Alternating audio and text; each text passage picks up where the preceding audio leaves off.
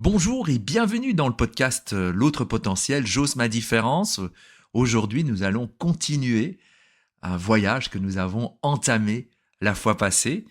Alors avant de lancer le générique, je vais te donner une clé. La plupart des gens pensent que le problème, ce n'est pas de savoir ce qu'ils veulent. En réalité, très souvent, le problème, c'est qu'ils savent, mais qu'ils n'osent pas se choisir quand ça a un prix. Parce que se choisir, c'est une série de micro-décisions dans des moments banals. Un message qui te fait culpabiliser, une invitation qui te donne une place, un regard qui te pousse à redevenir comme il faut. Dans la deuxième partie de l'histoire de Maël et Elias, dans cette deuxième partie, tu vas voir quelque chose d'essentiel. Maël va être tentée de faire exactement ce qu'elle sait faire le mieux, c'est s'adapter. Et Elias, lui, va arrêter d'être un repère confortable pour qu'elle puisse enfin construire le sien. Si tu t'es déjà reconnu dans cette fatigue de devoir être la bonne version de toi, reste là, la suite va être précieuse, elle est hyper authentique.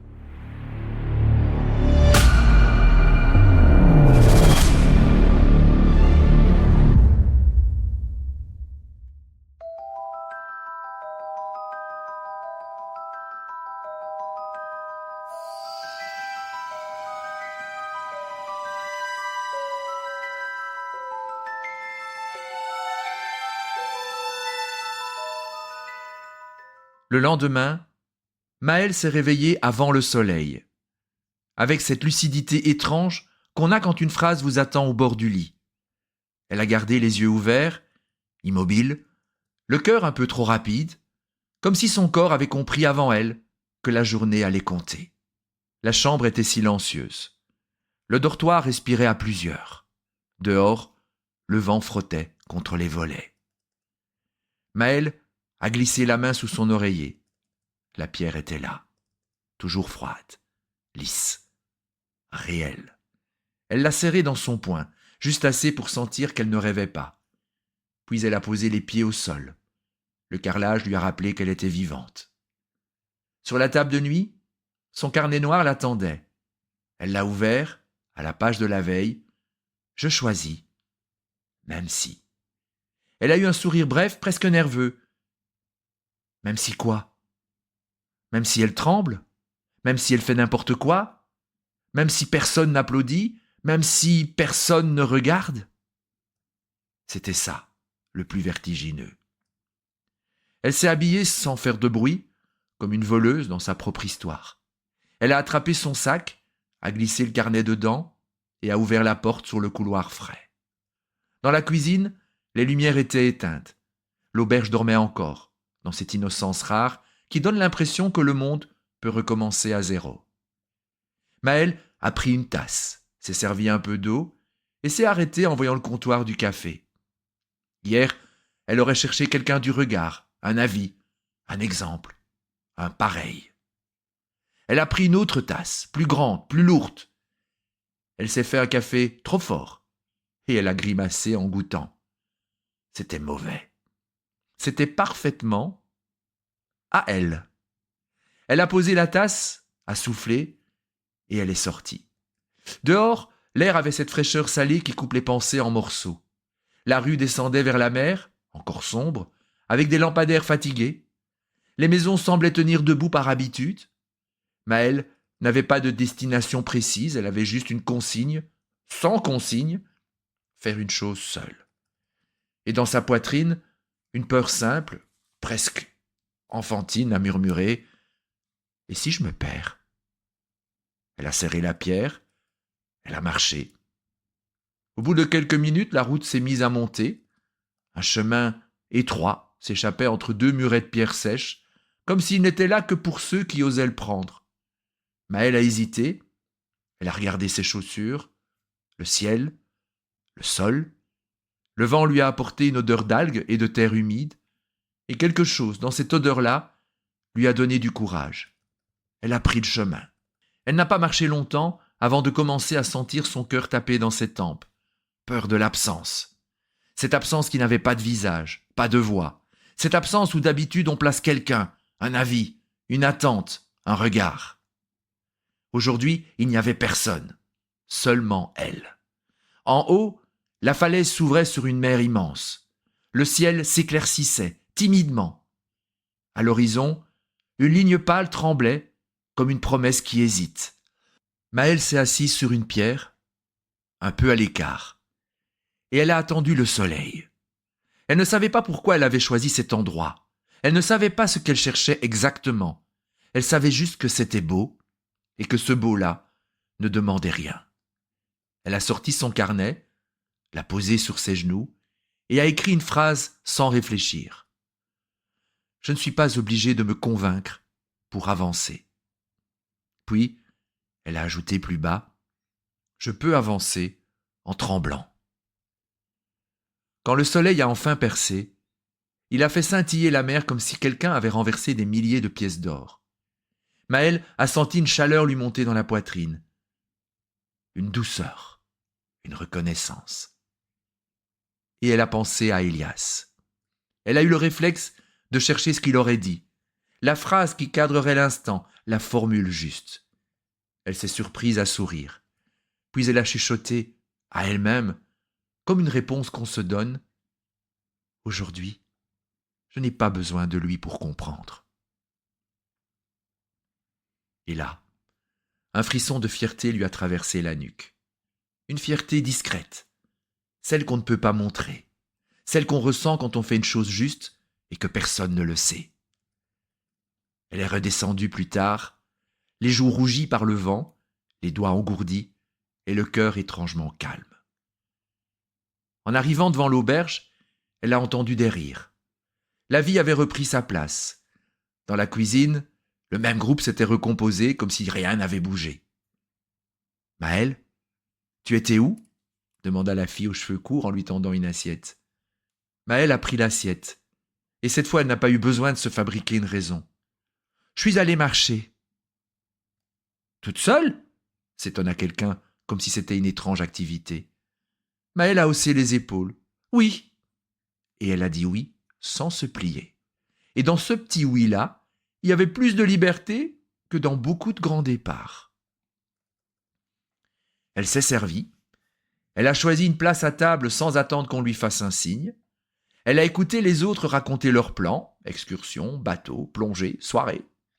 Au milieu des phrases, elle a senti l'ancien réflexe tenter de remonter. Choisis ce qui te rend aimable, choisis ce qui te donne une place. Et juste quand elle allait céder, quand elle allait dire « je viens » avec ce sourire de facilité qu'elle connaissait par cœur, elle a senti la pierre dans sa poche, elle l'a touchée, 2 secondes. Et la panique s'est calmée, comme un animal qu'on apprivoise. « On va à la crique cet après-midi » lança la fille. « Tu viens, Maëlle ?» Maëlle a inspiré. Elle a senti ce qu'elle voulait, pour de vrai. Et elle avait envie de les accompagner. Pour la mer, pour la lumière, pour la vie.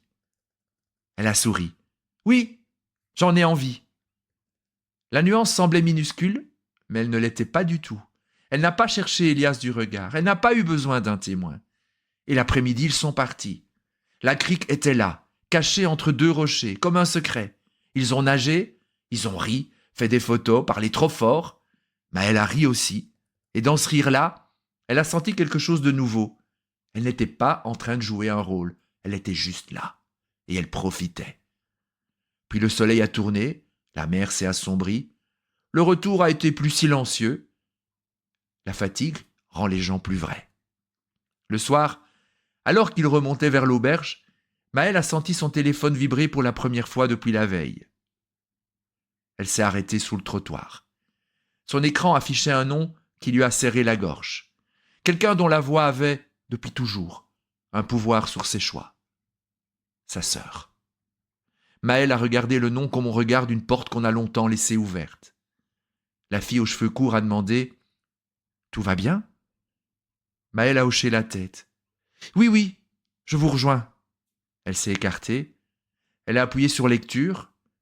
Et la voix de sa sœur est sortie, fragile et pressée. « Maëlle, je sais que tu ne réponds pas, mais j'ai absolument besoin de toi. Maman ne va pas bien. Elle dit qu'elle s'en fiche, mais je sais pas quoi faire. Tu peux me rappeler, s'il te plaît. » Il y a eu un silence, puis plus bas. « Tu sais que toi... Tu sais... Maël a fermé les yeux. Tu sais. C'était leur phrase, leur piège préféré, celle qui lui collait une responsabilité sur les épaules comme un manteau trop lourd. Son cœur s'est emballé, les images ont surgi. L'inquiétude, la culpabilité, la scène où elle arrive et où tout le monde respire mieux parce qu'elle est là, la version d'elle-même qui sauve, qui tient, qui organise, qui calme. La vieille Maëlle a posé une main sur son épaule. Rentre. Ils ont besoin de toi. S'il te plaît, sois celle qui arrange tout. Maëlle a senti la pierre dans sa poche. Elle l'a serrée. 2 secondes.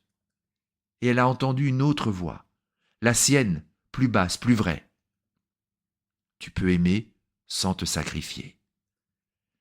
Elle a regardé la mer au bout de la rue. La nuit tombait. La lumière des fenêtres s'allumait une à une comme des yeux. Elle a marché jusqu'au promontoire, celui de la veille.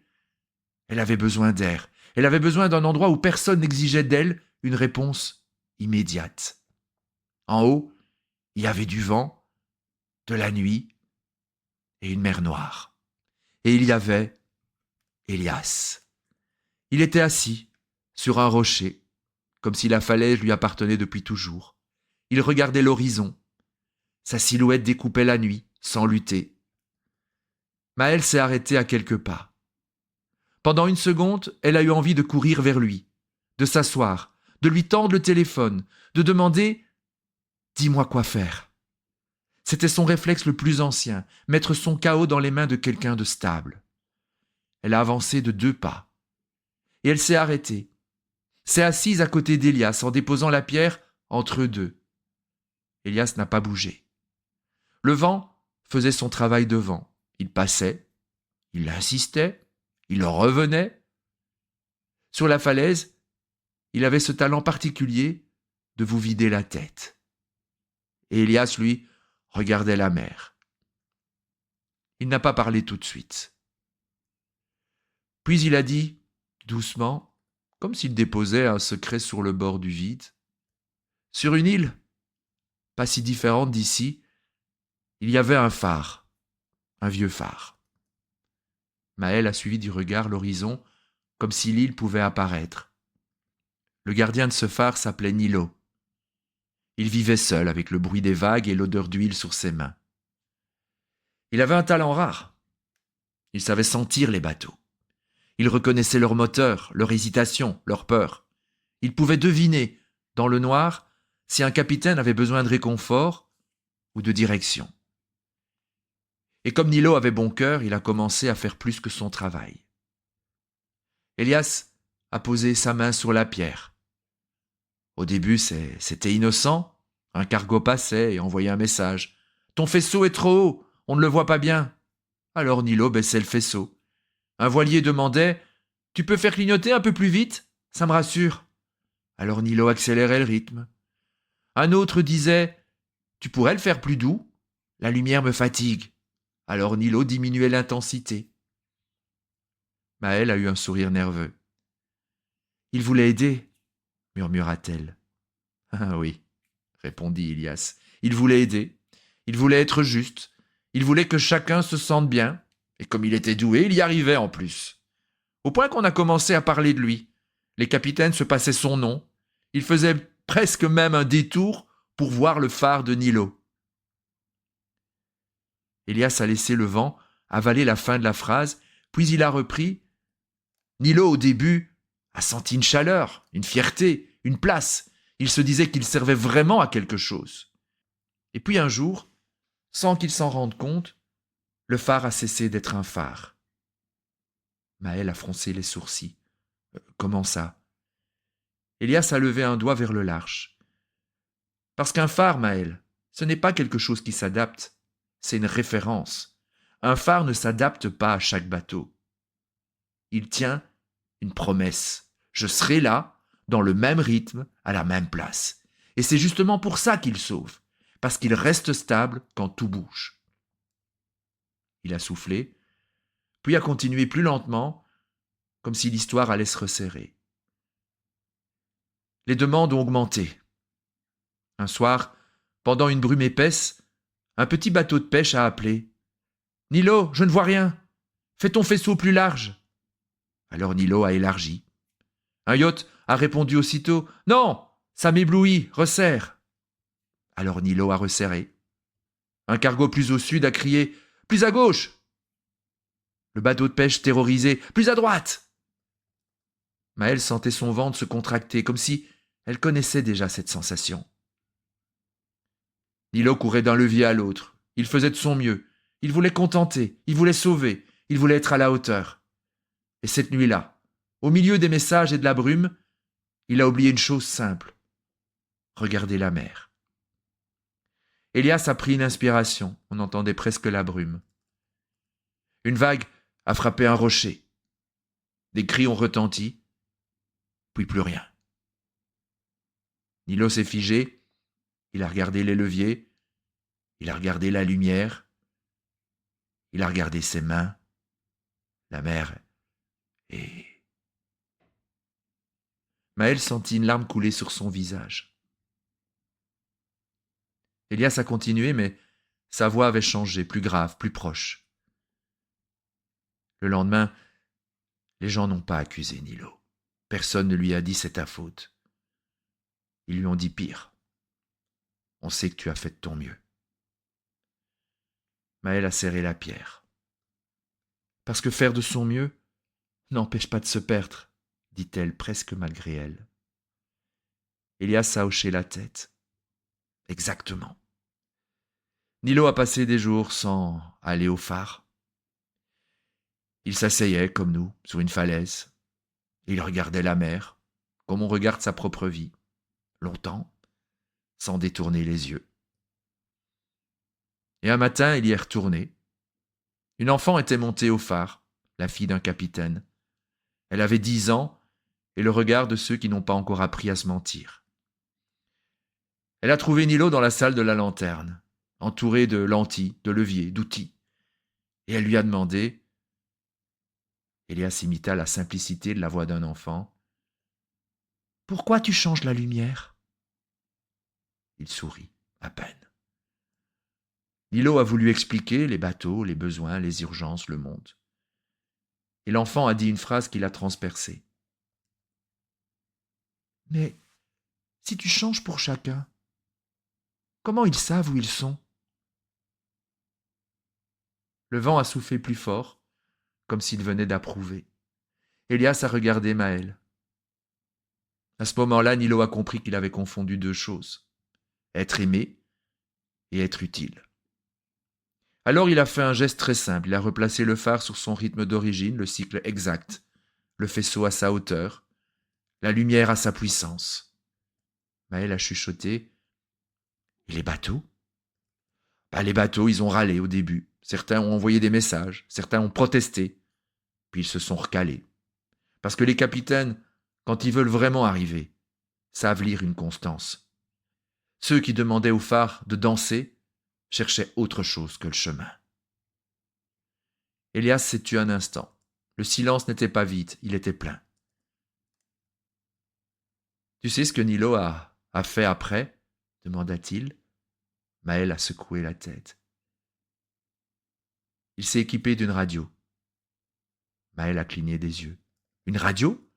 « Oui, il a gardé la radio allumée. Il écoutait les appels, il répondait, il guidait, il soutenait, mais il ne touchait plus au levier. Il avait compris. Sa lumière n'était pas un service sur mesure. Sa lumière était un repère. Et sa bonté, il la mettait dans ses mots et plus dans l'effacement de son axe. » Maëlle a regardé la mer, longtemps, comme si elle voyait le phare. « Et ça a suffi ?» demanda-t-elle. Elias a souri. Ça a tout changé. Les autres potentiels, Maëlle, ce sont souvent des phares avec plusieurs lentilles. Ils savent éclairer dans 1000 directions. Ils sentent la météo avant les autres. Ils captent les messages. Ils savent s'adapter. C'est une beauté. C'est une force. Il marque une pause, puis ajoute très doucement « Et cette force devient un piège quand tu la mets au service de l'approbation. » Maëlle baisse les yeux. Elias reprend. Ton cadre interne, Maël, c'est ton cycle. Tes fondations, c'est ta hauteur de faisceau. Tes valeurs, c'est ta puissance de lumière. Il a levé le doigt comme s'il traçait 3 points dans l'air. Premier repère. Quand tu changes trop souvent, tu te fatigues, tu t'éparpilles, tu t'éteins. Deuxième repère. Quand tu restes stable, certains s'éloignent et d'autres arrivent enfin. Et troisième repère. Ta paix intérieure n'a pas besoin d'un public. Elle a besoin d'un axe. Le vent a tourné, emportant ses mots vers la mer. Maël a eu la gorge serrée. Et si je fais du mal en restant stable? Elias l'a regardé avec une patience qui ne juge pas. Un phare stable ne fait pas de mal, Maël. Il révèle juste l'intention des capitaines qui passent devant. Elle a respiré. On aurait dit qu'elle apprenait à respirer autrement. Et moi, murmura-t-elle, je fais quoi quand j'ai envie de me remettre à tourner les leviers? Elias a souri comme si la réponse était déjà dans sa main. Tu fais 2 secondes. Il tapote la pierre. Tu sens ton corps, tu écoutes ton souffle, et tu te poses une question simple. Est-ce que je suis en train d'éclairer ou en train de plaire? Maël a fermé les yeux. Elle a ouvert son carnet là, sur la falaise, dans le vent, et a écrit « Je reste un repère, même quand on me demande de danser. » Et elle a refermé le carnet. Et dans le silence qui a suivi, Elias n'a pas dit « bravo », il n'a pas dit « tu as compris ». Il a juste regardé la mer comme on regarde quelqu'un qui vient de retrouver son axe. « Voilà », a-t-il murmuré, « tu ne construis plus une vie à imiter. Tu construis une vie à habiter. » Maël a dégluti. « Je ne veux pas être une mauvaise sœur. » Elias a hoché la tête. « Être une bonne sœur, ce n'est pas te perdre. » Il a attendu. Maël a senti ses yeux piquer. Elle a serré son téléphone. « Je ne sais vraiment pas comment faire, » a-t-elle murmuré. Elias a souri presque imperceptiblement. « Pas dit la vérité? Une vérité que tu peux tenir. » Maël a fermé les yeux. Elle a pensé aux phrases de son carnet. Petite, respirer, 2 secondes. Elle a appuyé sur appeler. Le téléphone a sonné longtemps, 1 fois, 2 fois, 3 fois. Puis sa sœur a décroché, essoufflé. « Maël ?» Et là, Maël a senti tout son corps vouloir basculer dans l'ancien rôle. Elle a senti les mots prêts. « J'arrive, je m'occupe de tout, ne t'inquiète pas. » Elle a serré la pierre. 2 secondes. Et elle a parlé doucement, clairement, comme si chaque mot devait être vrai pour rester debout. « Je suis là, je t'écoute. Mais je ne peux pas porter ça toute seule. On va faire une chose. Tu prends rendez-vous avec le médecin demain et tu m'envoies l'heure. Je t'aide à organiser, je t'aide à décider, mais je ne reviens pas. » Silence. Maël a senti la panique de l'autre côté, et sa propre panique aussi. Sa sœur a soufflé, déçue, presque offensée. « Mais tu nous abandonnes ?» Le mot a frappé Maël comme une gifle. Elle a eu envie de reculer, de s'excuser, de se rattraper. Puis elle a pensé à cette phrase. « Je ne me négocie plus. » Maël a parlé plus lentement, plus bas. « Non, je ne vous abandonne pas. Je refuse juste de me perdre pour que tout le monde respire. Je t'aime et je reste là au téléphone autant que tu veux. » Il y a eu un silence qui a duré longtemps. Puis la voix de sa sœur a changé. Elle a perdu un peu de colère. Elle a gagné un peu de vrai. « D'accord, je vais prendre rendez-vous. » Un souffle de paix a traversé le corps de Maël. Elle a raccroché. Elle est restée debout face à la mer avec cette sensation étrange qu'on ressent quand on vient de faire quelque chose de courageux et que personne n'a applaudi.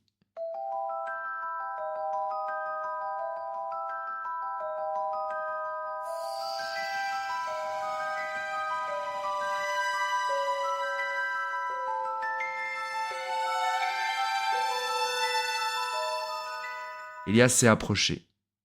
Il n'a pas mis sa main sur son épaule, il ne l'a pas consolé. Il l'a regardé comme on regarde quelqu'un qui vient de naître à lui-même. « Tu vois ?» dit-il. Maël a ri, un rire tremblant. « Ça fait peur. » Oui, et il a hoché la tête. « Et tu respires. » Maël a porté la main à sa poitrine. C'était vrai. Je crois que j'ai compris ce que tu voulais dire. » Elias a haussé les épaules. Je ne voulais rien dire. Je voulais juste que tu t'entendes. Maël a levé les yeux vers lui. Et toi, tu fais quoi là-dedans? Elias a eu ce sourire fatigué, tendre, solide. Moi, je suis le passage. Maël a froncé les sourcils. Qu'est-ce que ça veut dire? Elias a glissé sa main dans sa poche, en a sorti un petit papier plié et le lui a tendu. Lis. Maël a déplié. C'était une phrase, écrite à la main, simple. Ne me prends pas pour ton cadre, construis-le. Et tu allais me laisser ça quand? Elias a regardé la mer. Bientôt. Maël a avalé sa salive. Tu pars? Elias a hoché la tête. Le vent s'est levé un peu plus fort. La falaise a gémi comme une vieille porte. Maël a eu envie de dire « Reste !» Elle a eu envie de s'accrocher, de faire de lui une histoire, une certitude, un pilier. Elle a senti le vieux réflexe courir vers elle, les bras ouverts. « Accroche-toi, tu as trouvé quelqu'un de stable, ne le perds pas, ne le laisse pas partir. » Maël a serré la pierre. 2 secondes. Elle a regardé Elias.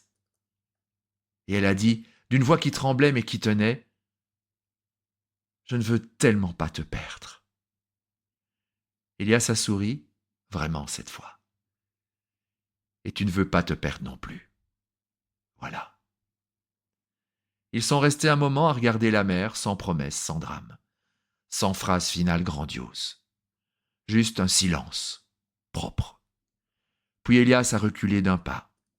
« Garde la pierre. » Pourquoi? Parce que tu vas encore avoir envie de dire pareil un jour. Et ce jour-là, tu auras juste besoin de cette pierre et de 2 secondes. Maël a hoché la tête. Il s'est éloigné, doucement, sans faire de bruit. Et Maël a compris quelque chose. Ce n'était pas lui qui s'en allait, c'était elle qui restait.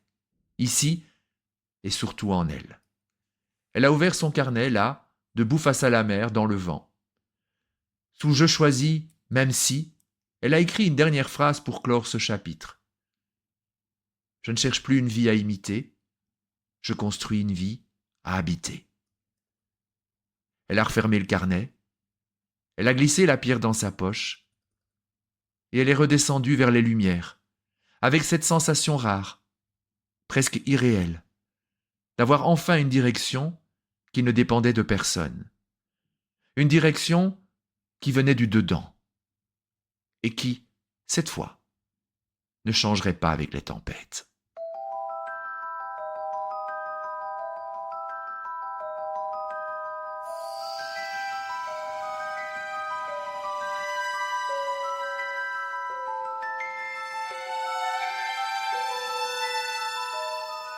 Il y a un moment dans cette histoire où tout pourrait redevenir comme avant.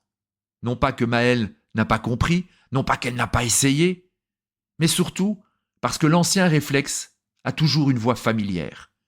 Reviens, rassure, arrange, redeviens celle qu'on attend. Et c'est là que l'histoire prend sa vraie valeur.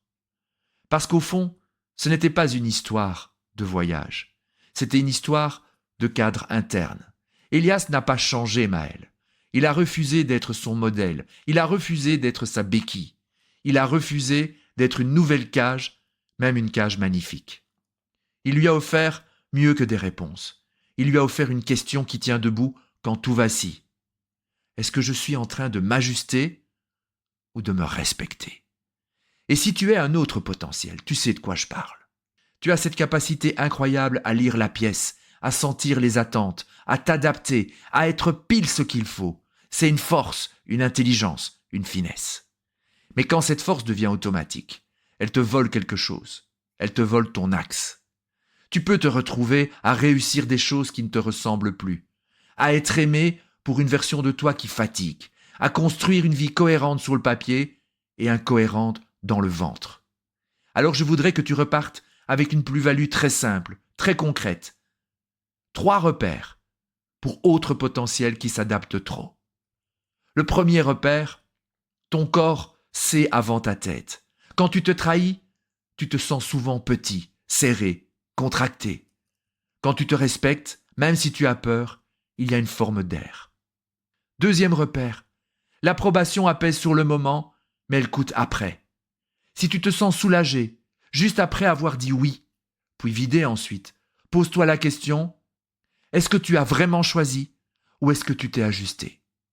Et troisième repère, ta paix intérieure ne se négocie pas. Tu n'as pas besoin d'être compris par tout le monde.